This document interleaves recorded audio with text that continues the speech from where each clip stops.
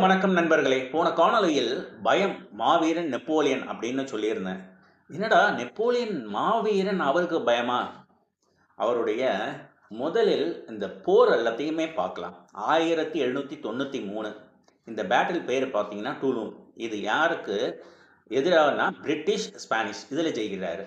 அடுத்தது 1796 இந்த போரின் பெயர் இட்டாலியன் கேம்பே. இது யாருக்கு எதிரான ஆஸ்திரியாவுக்கு எதிராக அதுலேயும் ஜெயிக்கிறாரு. 1798 பிரமிட்ஸ். இந்த பேட்டிலுக்கு பேர் பிரமிட்ஸ். யாருக்கு எதிராகனா மாம்லுக்ஸ் இதுலேயும் ஜெயிக்கிறாரு. 1798 இது நைல் பேட்டில் ஆஃப் நைல். இது யாருக்கு எதிரான பிரிட்டிஷ் இதில் தோற்கிறார். முதல் முறையாக தோற்கிறார். அடுத்து 1800 இது மரிங்கோ. யாருக்கு எதிராக ஆஸ்திரியா இதில் ஜெயிக்கிறார். அடுத்து உடனே 1805 உல்ம் ஆஸ்திரியாவுக்கு எதிராக அதுலேயும் ஜெயிக்கிறார். திரும்பவும் உடனே 1805 ஆஸ்ட்ரிலிட்ஸ்ன்ற ஒரு பேட்டில், அது ரஷ்யாவும் ஆஸ்திரியாவும் சேர்ந்துருக்காங்க, அவங்க கூடவும் ஜெயிக்கிறாரு.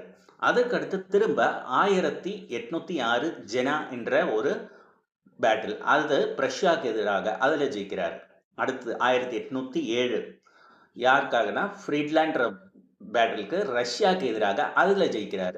1809 வாக்ரான் அப்படின்ற பேட்டில், இது ஆஸ்திரியாவுக்கு எதிராக அதில் ஜெயிக்கிறார்.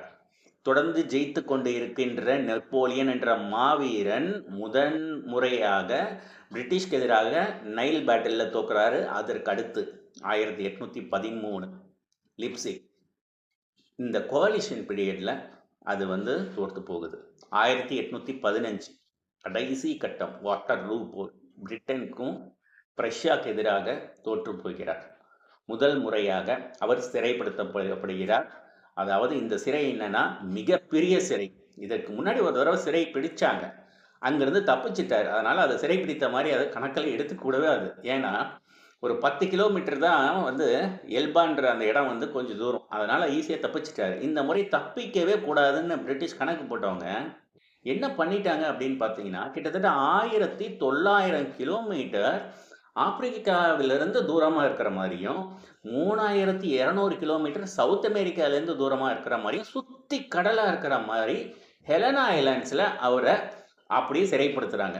இந்த சமயத்தில் தாங்க அவர் மனநிலை பயம் பயம் பயம். மாவீரன் நெப்போலியனுக்கே பயம். அந்த பயத்தினால் அடுத்து இத்தனை முறை வென்ற மாவீரன் பயம் என்ற ஒரு காரணத்தால் ஒரு பூனைக்கு கூட பார்த்து பயந்தாராம். அப்படி ஒரு சூழ்நிலை.